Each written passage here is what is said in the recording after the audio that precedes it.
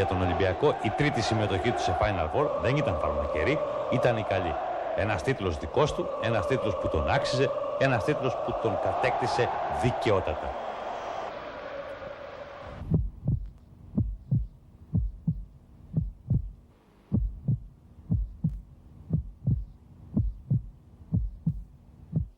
Όσο για την Μπαρτσελώνα, οι Καταλανοί θα χρειαστεί να περιμένουν έναν ακόμα χρόνο αφού το επόμενο Final Four γίνεται στη Βαρκελόνη.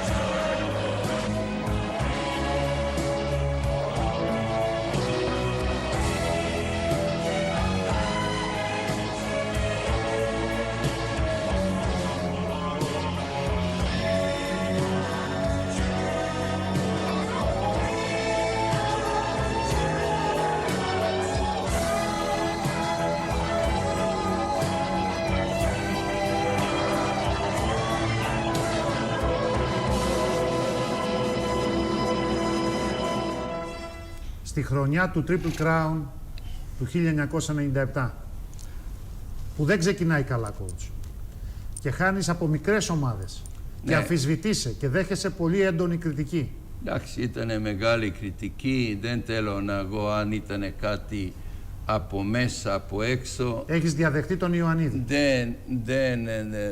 Ναι, μετά τον Ιωαννίδη ήταν πολύ καλή ομάδα, πολύ καλή ομάδα και μέχρι, κοίταξε, δεν είναι τώρα σε αυτή τη συζήτηση σε μένα πρώτα απ' όλα. Πώς γυρίζεις το διακόπτη. Με όλες τις δουλειές μένουν δηλαδή φιλίες, παίκτες, δίκηση, φίλατλοι. Να πούμε τώρα ένας από τους καλύτερους φίλους που είχαμε φοβερές που δεν ξέρει κανείς ήταν ο κύριος Σοκράτης, το ξέρεις τώρα. Ο κύριος Κόκαλης. Βέβαια. Και η ομάδα ειλικρινά πολύ δύσκολα ρόλα. Ήτανε, πιστεύω... Έχεις χάσει από την Άλμπα κρίσιμο μάτς και από το Βάο εδώ στη Θεσσαλονίκη. Άλμπα, Βάο, χάσαμε τη Θεσσαλονίκη και τέτοια.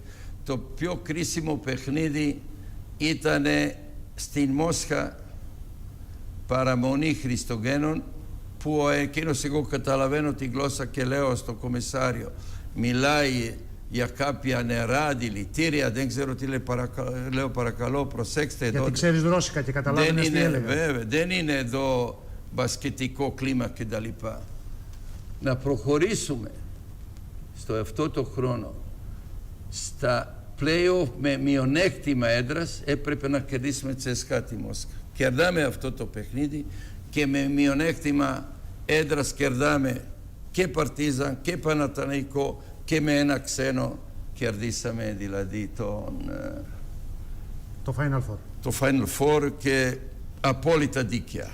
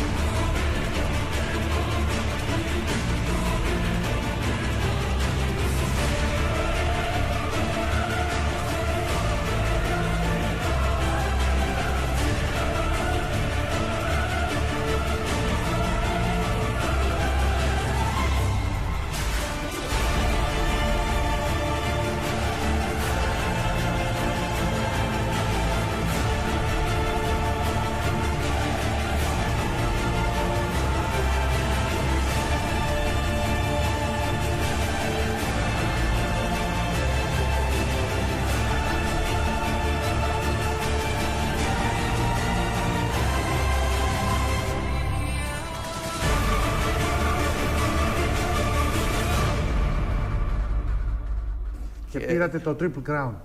Και πήραμε το Triple Crown και εκεί πιστεύω ξεκινάει, αντί να είμαστε κορυφαία η ομάδα, να πω τώρα κάτι για τους φίλους μου, τα λάθη. Πάντα μαθαίνουμε τα λάθη. Εγώ τώρα μαθαίνω και από το μπάσκετ, από την ζωή. Στο Grand Chalet της, στην Κηφισία εκεί, περνάει ο κύριος ο πρόεδρος, περνάμε τα δωμάτια τους παίκτες. Εκεί ετοιμαστήκαμε δηλαδή για το παιχνίδι, τελείωσε το σεζόν, παίρνουμε Triple Crown. Με ρωτάνε κάποιοι, coach, εσύ δούλεψες τώρα φέτος πολύ καλά και τέτοια και το αυτό. Όχι, εγώ πάντα δουλεύω τα ίδια. Τώρα είχα μια ομάδα που ρόλαρε πάρα πολύ δύσκολα. Και πήρε και τους 3 τίτλους. Να θυμάστε κάτι, ότι μέσα στο σεζόν ήταν, δηλαδή πιστεύω, εγώ ούτε δεν ελέγχω, δεν θέλω να ελέγξω τα media που γράφουνε. Έπρεπε να φύγει όλο το χρόνο ο Ρίβερς. Ο Ρίβερς έγινε μετά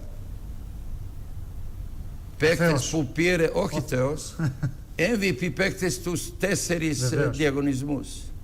Κύπελο, πρωτάθλημα, Ευρώπη και All-Star παιχνίδι. Περνάμε εκεί. Τι έγινε, λέει, φίλε μου, λέει ο πρόεδρος. Είμαι πολύ καλά, λέει ο Ρίβερς. Και του χρόνου να συνεχίζουμε.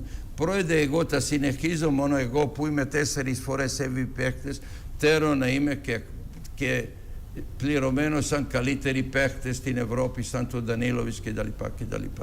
Και εκεί έγινε ένα μεγάλο λάθος τώρα μεταξύ μας. Αντί αυτή η ομάδα που ρόλαρε πάρα πολύ δύσκολα, εγώ δεν λέω ήταν κάποιος εναντίον της ομάδας και τέτοια, ρόλαρε δύσκολα.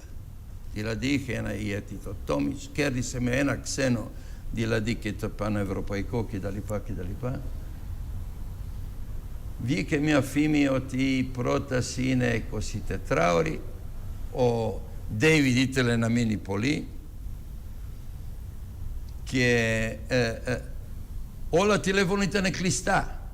Αμέσως μετά με παίρνει ο πρόεδρος, ανέλαβε λίγο εσύ δηλαδή αυτή του μεταγραφή του Ρίβερς να συνεχίζει, και εγώ του μιλάω, εγώ δεν βλέπω ότι πρέπει να φύγεις από την ομάδα.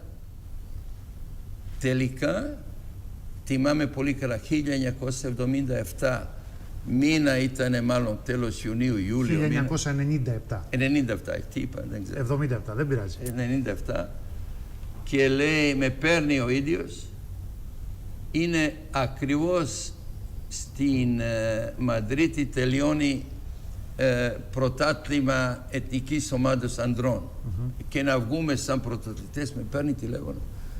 Coach, μπροστά μου έχω ένα συμβόλαιο με την Μπολόνια, υπογράφω, συγγνώμη, είναι πιο δύσκολη στιγμή για μένα, μόνο εγώ δεν έχω επικοινωνία με κανένα από εκεί. Εντάξει τώρα, οι άνθρωποι θέλανε, δεν θέλανε, γιατί δεν το θέλανε. Και δεν έμεινε ο Ρίβερς.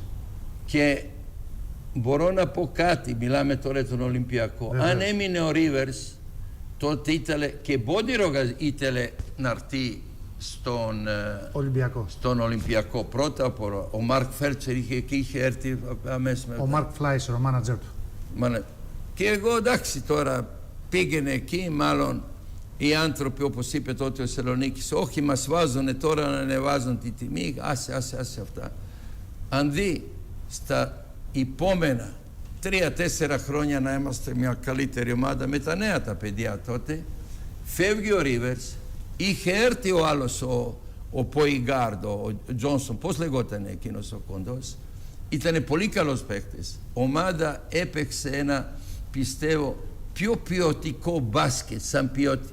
Μόνο δεν είχε δηλαδή το παιδί, το παίχτη που τα τελειώσει. Το winning spirit που είχε ο άλλος. Το winner, εντάξει, δεν είχε. Τα καταφέραμε, αλλά δυστυχώς την επόμενη χρονιά τα πράγματα αλλάξανε. Γιατί? Δηλαδή, καταρχάς έφυγε ο Ρίβερς. Και νομίζω ότι ήταν λάθος της γενικά διοίκησης, διότι ένας παίκτης ο οποίος σου παίρνει το πρωτάθλημα, ας πούμε, ο αντίστοιχος Σπανούλης, ας πούμε, δεν αλλάζεται, δεν φεύγει, όποιο και να είναι το κόστος. Και δεν ξέρω ποιο ήταν το χρηματικό. Πήγε να φέρει τον Ποντίρογκα, δεν τον δεχτήκανε και από εκεί πλέον 2 χρόνια δεν μπορούσαμε να κάνουμε τις επιτυχίες. Χάλασε η χημεία και αμέσως μετά εγώ ήμουν έξω από το Ολυμπιακό.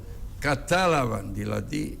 Επιστρέφει ο Ντειβιντ μετά από 2 χρόνια, μόνο ήταν τότε, αργά. Αν θυμάμαι καλά, αργά. Με τον Ζούρο και Οικονόμου και Ράτζα και όλους τους παίκτες. Εκεί ήταν μία, δεν λέω λάθος, δεν το κάνω κριτική. Αντί να πάρεις τα επόμενα 3-4 χρόνια τα ευρωπαϊκά συνεχόμενα. Και μετά το Final Four του Μονάχου. How was the first meeting or the first practice with Yannis Ioannidis, the coach? It was interesting. I watched and I was quiet because that was my process. First order of business. One, you go into a new country, you know, respect the culture, respect the rules, learn about your teammates and the coaching staff, and figure out the formula of what I had to work with. So I'm in the first practice, and he's already screaming. He's already screaming. So I'm just listening, and he's, you know, it's just his way, is what I learned now. Yeah. And I love him. I love him. And, you know, I got to say something about Coach. Because the last time I was here was for the All-Star game. The induction to the induction to the Greek League All-Star game, All-Star Hall of Fame. And I got to meet and talk with my guy Dutch, and Dutch shared with me that Coach isn't doing so well. So my heart goes out to him because when I look at the first practice at a man who was so strong, determined. Convinced about his way, but also being strong-willed and having the love for the players, because he truly loved his players. I mean, he was always defending his players. Yes. If somebody absolutely tried to... In practice, he'd hold a knife to your throat in practice. I would watch him and George Sigales go at it every single day. It was wonderful because they loved each other so much. And it was just a joy to watch them screaming up and down the court, calling each other, I won't say it here on TV, on the show, but they loved each other so much. And it was all about learning his style, learning his technique, learning how to communicate with him. And I think he discovered some things about me because our conversations were always short. We never had any long conversations because he knew I was locked in as a general on the court. He knew that right away. So when things weren't going well, he didn't have to come to me and say, hey, this is wrong. Hey, you didn't do this, or you're not doing this, because I would be the first one to acknowledge it and say it, and we find the solution. But I love him. I love working with him. Just a tremendous character. The late Dusan Ivkovic was totally different as a personality, as a coach, than compared to Ioannidis. Yes, complete opposites. Completely. Complete and total opposites.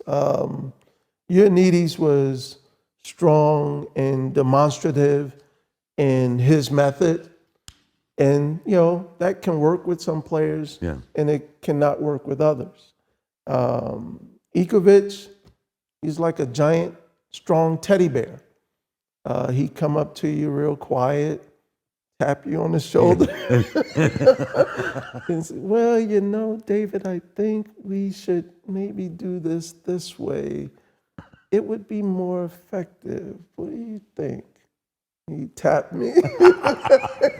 And suddenly, and I say, screaming. I say, yeah, Coach.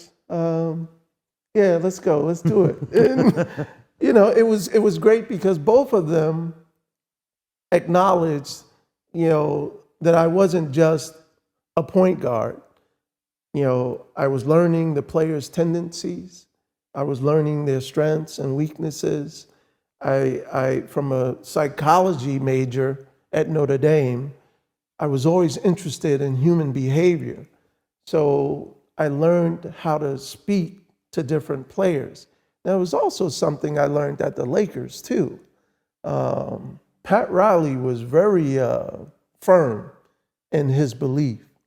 And he would have conversations with players, and some players, he would just be very straightforward, say, look, you do this way, and that's it. There's no issue, there's no subject. My way or the highway? Yeah, basically. That was the dogma for that was Riles. Pat Riley. And it was that way, but in our war room meetings, we had input from everybody. But once he made a decision, that was going to be it. And it was very much the same with Ioannidis and Ikovic, but just delivered in different, you know, methods of communication. What were your thoughts, your ambitions, your, not prediction exactly, by the beginning of the 1996-97 season? For me, we were winning everything. It was your second season with Olympiacos. Yes. Coach changes. Yes. And this is the part that didn't faze me because I didn't know Coach Ikovic. I didn't know him. And I was surprised that Coach Ioannidis wasn't coming back. I was very surprised by that. But I spent that year learning and knowing my teammates. So even in the off season, I was very upset that we didn't get to the Final Four that first year. Eliminated to Real Madrid. Yeah, I was very upset because I came into the first season knowing that was a championship that the fans wanted the most. Yeah. And so that was my goal and target. And so the second year, you know, prior to that season, that summer, that was my main focus.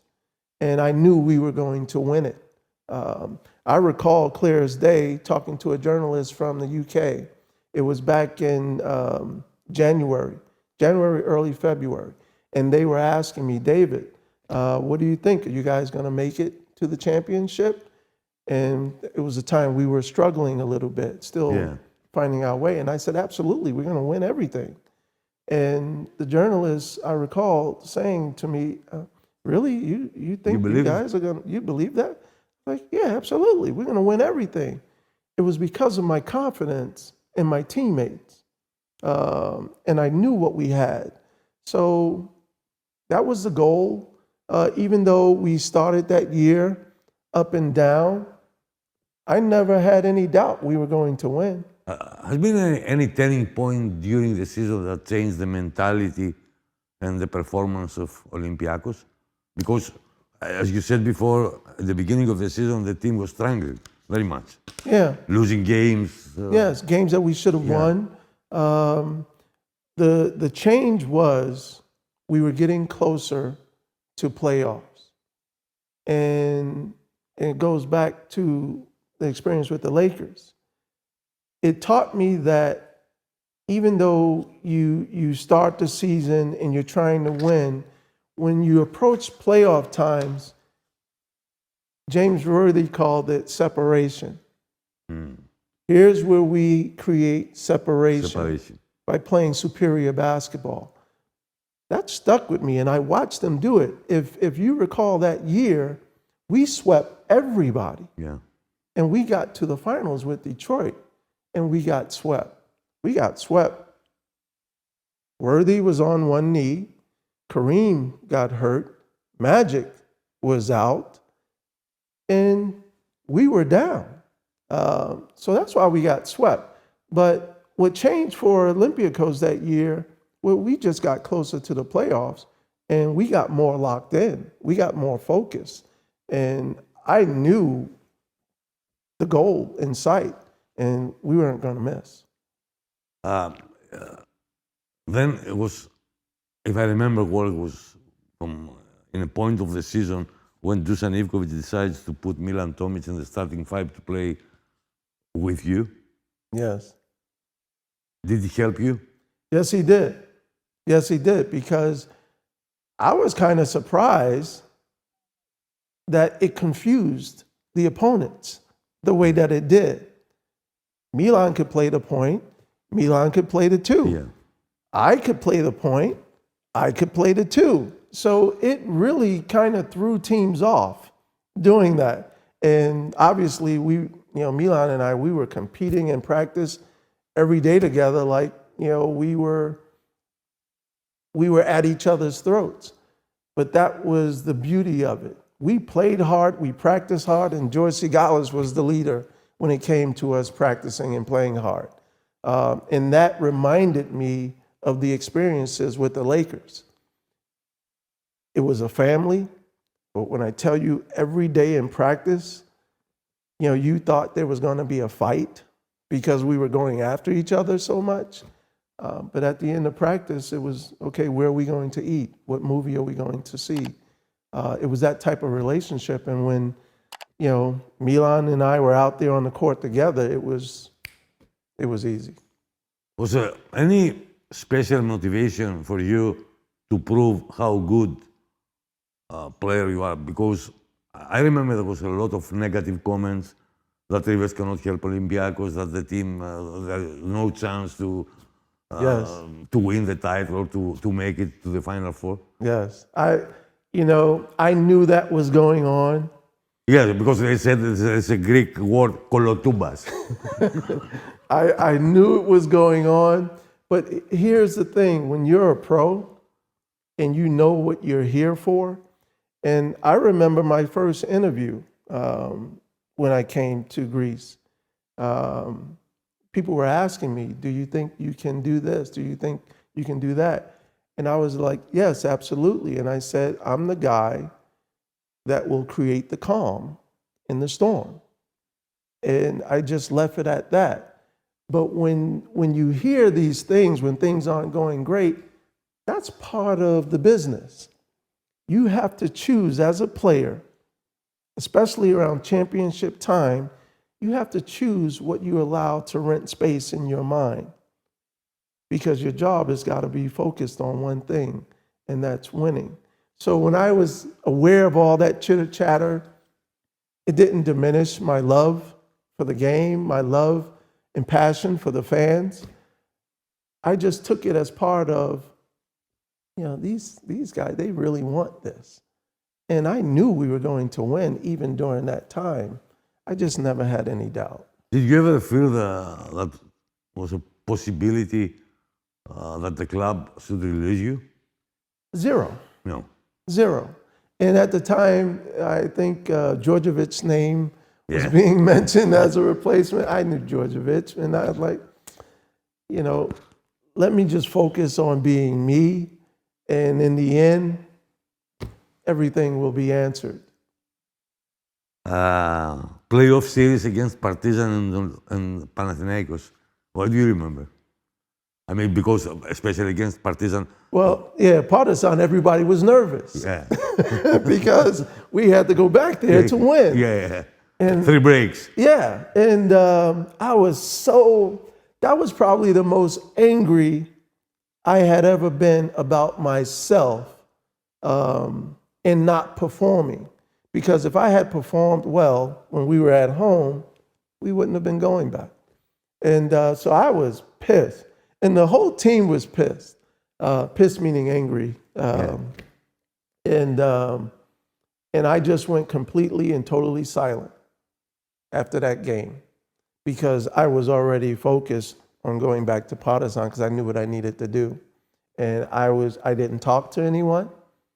I was just, all business, and a lot of people thought we were going to lose. Yeah. Everyone thought we were going to lose. No.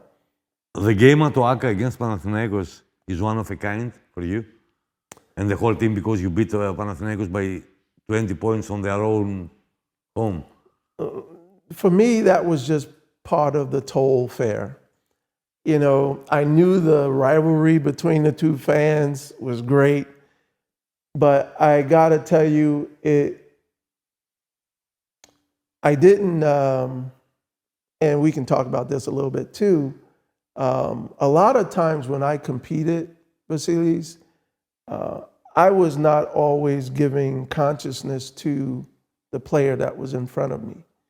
For me, my opponents, they were just obstacles in my way.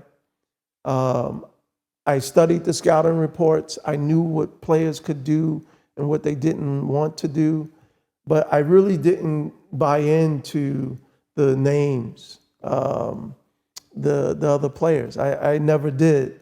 And so going and playing in Panathinaikos, that was just part of the journey that we needed to make to go to the Final Four, to win the championships. Same thing against Sasha Djordjevic in the final? I didn't see any names. Yeah. I really didn't. I was so focused. I remember one of my oldest friends, and he is old, Roy is old. He passed me as we were going through the tunnel for the first game. And he said, "David, I said hello to you, but I don't think you saw me." Because I was just that focused. I didn't talk to anyone that Final Four. I knew we had to win 2 games, and those 2 teams, they didn't have a face or a name for me. We just had to play well and win, and I knew I was a big part of that. What happened in Rome? I mean, Olympiacos was, and you personally, like Roman Emperor, dominating guard, something that the European basketball have not seen since Larry Wright drove Banco di Roma in 1984, which was a special performance for the final. But the way you played in 2 games, the semifinal and the final, were extraordinary. Well, you know, I had that said to me a lot. And for me, I was kind of surprised by it because I was playing my style of basketball, but the main goal was to play well, because I knew if I played well, it was going to give my teammates even more confidence. So I was putting a lot of, responsibility on myself to get started. And I love up-tempo. You give me an opportunity for a fast break, I'm never ever going to turn it down. Like the fast break with the so popular video on YouTube with a layup against Villeurbanne? The 3 seconds or whatever. Yeah. You like this kind of game? Well, I'm in the game. I know the tempo of the game, and it's 3 seconds, whatever, on the clock. And I'm like, okay, I know everybody's asleep on the court. They think it's over, blah, blah. And I trained even in the off season. The game isn't over until the clocks read 0. So I'm thinking in that moment, I'm looking at the clock, let me try to see if I can go the distance. And it was just a personal challenge. Yeah. And so it happened. It happened, and it was successful. But it wasn't the first time I did that.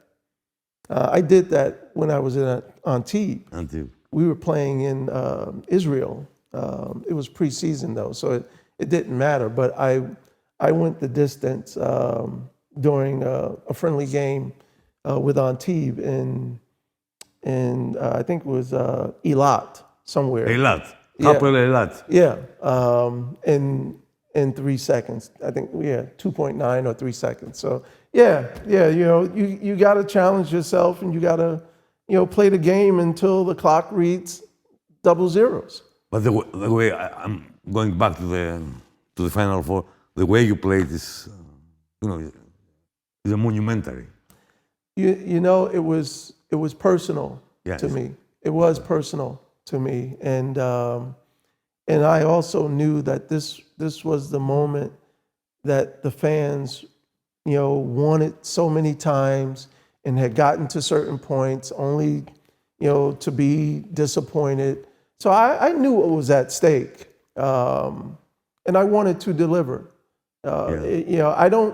It's not just something I say when I talk about the appreciation of the fans, showing up every game, selling out the Peace and Friendship Stadium, selling out and having fans travel with us on the road.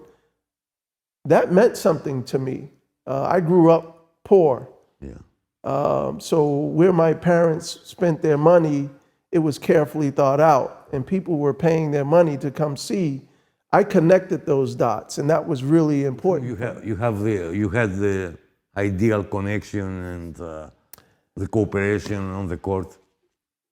You know what? I've been asked that question. When you look at my teammates at Notre Dame, my teammates with the Lakers, my teammates with the Clippers, I was trying to manage people. And then I come to Antibes, even with the CBA team, with Flip Saunders and those guys. I approach the game in such a way where it's not just basketball, but it's also psychology. I have to learn about my teammates because I need them to perform if I'm going to be successful, if the team is going to be successful. So what I do is I build relationships. I build quiet, strong relationships. So there was no favorite. I watched who naturally worked hard. I watched those that needed me to motivate them to work hard.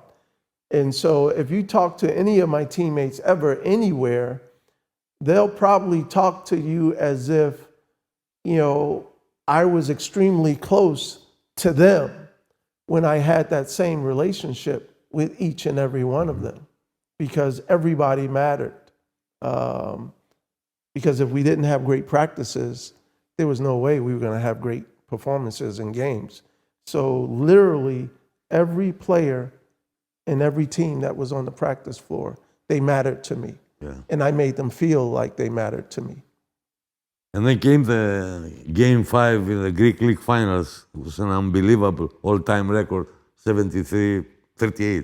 It's still a record. It still remains a record. It'll be there for a while. Yeah, probably. Yes. It was on one of these nights that No. you understand that dominating at all? And it's not about ego, but Vasilis, I literally trained in the off season, imagining doing everything that we saw. Whether we were winning by 5, 10, or 20, the objective was to send a message every time. I remember we would go away for preseason camp. Budirio, we go to different places where other teams would be, and we play these friendly games. For me, it started then. Teams would watch us as we do our run on the track, and they'd be sitting on the side in the grass waiting to take the field. And purposely, when we would run by the team, we would be sprinting, and I'd be looking at them, and we'd be running 100 miles an hour, but I'd be looking at them as we go by. It was all about sending a message. Yeah. That's when it starts. So when you get to these games, you just continue. You don't think, you continue to dominate. That's the mentality. Why did you surprise? Because nobody was waiting that it might happen to leave Olympiacos after what happened in Rome, but you left. Why? That's a great question. That's a great question. I didn't want to leave. Yeah, sure. I did not want to leave. At the end of the day, we had an agreement, and a lot of people don't know this. We did have an agreement, but something happened. I remember clear as day, I'm going to dinner. I had gotten used to the Greek culture by then because I was going to dinner very late. Very late, okay. And I get the call saying, David, we're not going to go forward with the agreement. And I'm like, okay, why? And, you know, the person that made the call is like, I don't have all the details, but I was just told we're not going to go forward. And I was disappointed. I was so disappointed. You know why I was disappointed? Number one, we were en route to becoming a true dynasty. Yeah. We were en route to becoming a true dynasty. To win back-to-back titles or whatever. Number two, that following summer, we were scheduled to play the Chicago Bulls. Yeah. And I was looking McDonald's forward. Open in October. Yes, I was looking forward to going to meet MJ again. Because the last time I met him, he blew by me on the court, and I was in complete and total shock when I was with the Lakers. And I had never experienced anybody blowing by me the way he did. So I was looking forward to playing the Bulls with our championship team and sending a message to the whole world. Τι θυμάστε από εκείνη τη διοργάνωση? Θυμάμαι το πρωτοφανές άγχος που είχαμε πάντα βέβαια στα Final Four. Ήταν όμως από τα λίγα Final Four που δεν αντιμετωπίσαμε τον Παναθηναϊκό στο ημιτελικό. Το οποίο ήταν για μας μάλλον καλό, γιατί κάθε φορά που είχαμε τον Παναθηναϊκό στο ημιτελικό, το ντέρμπι αυτό στο μυαλό του και των παιχτών του Ολυμπιακού και του Παναθηναϊκού ήταν ότι αυτό είναι το άπαν. Δεν πρέπει να κερδίσουμε αυτό. Αν μη τι άλλο, πρέπει να κερδιθεί αυτό το παιχνίδι. Μόλις κέρδισε λοιπόν αυτό το παιχνίδι, πήγαινε στον τελικό ξεφουσκωμένος από. Και ενδεχομένως αυτό να ήταν και η διαφορά σε αυτό το παιχνίδι. Υπήρχε πολύ μεγάλο άγχος. Έπρεπε να κερδίσουμε επιτέλους αυτό που άξιζε πραγματικά ο Ολυμπιακός το 1994 να έχει κατακτήσει. Παίζαμε μάλλον με ομάδες οι οποίες με την Μπαρσελόνα είναι ένα brand name στον πλανήτη που είναι τρομερό. Είναι τρομερό να κερδίσει ένα ευρωπαϊκό τίτλο απέναντι στην Μπαρσελόνα. Θυμάμαι πως είχαμε βγει το πρωί, προσπαθούσαμε να ξεχωθούμε. Τέλος πάντων, περιπτώσει, ήμασταν όμως βέβαιοι ότι ήμασταν η καλύτερη ομάδα του τουρνά και απεδείχθηκε στο γήπεδο. Τελικά, ποιος πετάει τα καλύτερα βοτσαλάκια σε εκείνη την ομάδα? Ξέρεις, όταν πλησιάζουμε πάντα προς το καλοκαίρι, πάντα η σκέψη μας ήταν πώς θα κάνουμε καλοκαίρι. Όχι πώς θα πάμε διακοπές, αλλά αν θα είμαστε σε ένα ευχάριστο περιβάλλον που θα μας λέει ο κόσμος μπράβο στον δρόμο ή στην παραλία, ξέρω εγώ, ή αν θα πρέπει να μακρυβόμαστε πουθενά σε τίποτα όχι τόσο δημοφιλείς προορισμούς. Και βλέπαμε τη θάλασσα και αυτό σκεφτόμασταν. Πού θα κάνουμε καλοκαίρι φέτος. Πρέπει να πάρουμε αυτό το κύπελο για να κάνουμε καλό καλοκαίρι. Τώρα το οποίο πετούσε σε φωτσαλάκια. Έπαιξε το ρόλο του γι' αυτό πάντως και τα βότσαλα στη θάλασσα. Το ήταν το πρώτο και το τελευταίο μέχρι τώρα Triple Crown του Ολυμπιακού. Τι σημαίνει για τον Παναγιώτη Φασούλα 25 χρόνια μετά? Σημαίνει ότι ένας άνθρωπος που αγωνίζεται σε μια ομάδα θέλει, επιδιώκει πέρα από την προσωπική του επιτυχία τέλος πάντων, τον να δοξαστεί και να δοξάσει τα χρώματα και τα σήματα της ομάδας του. Για μένα το ότι αφήσαμε μια κληρονομιά, ένα legacy, για να το πω NBA-τίστικα πίσω μας, είναι το πιο σημαντικό. Ότι ο Ολυμπιακός πραγματικά τελικά κατέκτησε έστω και καθυστερημένα λίγο την κορυφή της Ευρώπης το 1997. Δεν θα το ξεχάσει ποτέ κανένας Ολυμπιακός, γιατί ήταν μια πάρα πολύ σημαντική επιτυχία και μάλιστα ήρθε με αντίξωες συνθήκες, γιατί δεν παίζαμε καλά όλη τη χρονιά. Πήγαμε με τεζαβαντάζ έδρα στα ημιτελικά, έπρεπε να αποκλείσουμε πολύ μεγάλες ομάδες για να φτάσουμε στο Final Four. Ήταν μια σκληρή χρονιά. Επισφραγίστηκε με τον καλύτερο δυνατό τρόπο για την ομάδα μας και για εμάς βέβαια, που ήμασταν εκεί. Υπάρχει μια ιστορία που λέει ότι τραγουδάγατε μετά από πολλές νίκες στα αποδυτήρια ένα είμαστε. Υπήρχε αυτό, γιατί μας κοροϊδεύανε, γιατί κάναμε διάφορες ήττες εκείνη τη χρονιά. Ήμασταν μια πάρα πολύ δεμένη ομάδα μεταξύ μας βέβαια, Έλληνες και ξένοι. Ξένοι εννοώ τους Αμερικάνους, γιατί τα παιδιά που ήταν από τη Σερβία τους θεωρούσαμε ότι ήταν δικοί μας τέλος πάντων. Κάναμε πάρα πολλές ήττες και πολλές φορές δεν παίζαμε καλά. Και ακούγονταν πάρα πολύ συχνά από τους αντιπάλους αυτό αυτό το σύνθημα για μας. Ο πιο ήπιος τρόπος να αντιδράσεις σε αυτή την αμφισβήτηση που δεχόμασταν όλη τη χρονιά ήταν αυτός. Ακούστηκε, το παρεξηγήσατε πολύ, γιατί μας ειρωνεύεστε. Δεν σε ειρωνεύαστε, παιδιά, αυτό μας φωνάζετε και σας λέμε ότι μάλλον δεν είχατε δίκιο, δεν είμαστε αυτό που λέτε.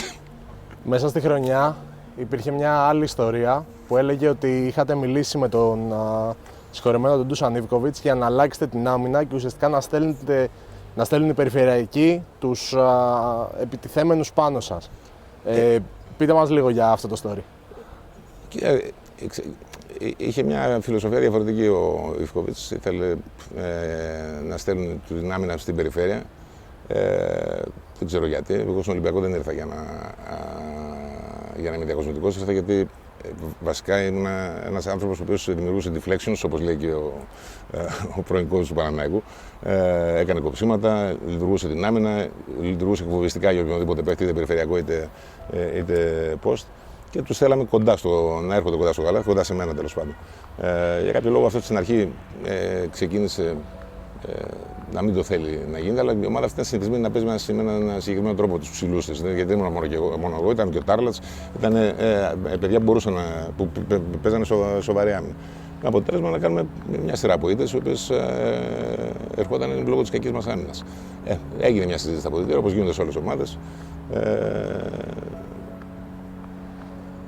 Νομίζω ότι άλλαξε από εκείνη τη στιγμή η τακτική μας και άλλαξε και η εικόνα της ομάδας γενικότερα. Το βασικό όμως, το βασικότερο απ' όλα επαναλαμβάνω, ήταν ότι αυτή η ομάδα δεν το έβαλε κάτω. Λειτουργούσαμε ενωμένοι πάντα. Θα εκπλαγείτε, αλλά εμείς στα μπουζούκια και στα κλαμπ πηγαίναμε μετά από ήττες, όχι μετά από νίκες.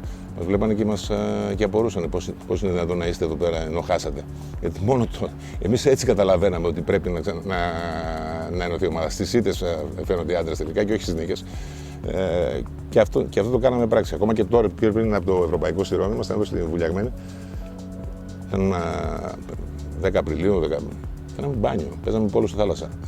Αν το μάθαινε αυτό οποιοδήποτε προπονητής, ότι οι παίκτες ρισκάρουν να κρυώσουν μια εβδομάδα ή 10 μέρες πριν τους jet ski και τέτοια, πριν το Ευρωπαϊκό, θα μας είχαν δολοφονήσει. Αλλά έτσι σφυριλατήθηκε αυτή η σχέση μεταξύ των παιχτών και θεωρώ ότι έφτασε σε αυτή την κορυφαία στιγμή.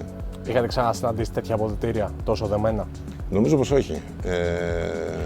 Πιο δεμένα αποδυτήρια, ενδεχομένως της εθνικής ομάδας του 1987, αλλά εκεί ήταν πολύ μικρό το διάστημα που ήμασταν μαζί, ήμασταν κανένα μήνα. Εδώ μιλάμε για 10-11 μήνες, οι οποίοι ήμασταν μια συμπαγής ομάδα, η οποία δεν έβλεπε τίποτα άλλο πέρα από το στόχο που ήταν πρωτάθλημα Ελλάδας και ευρωπαϊκό.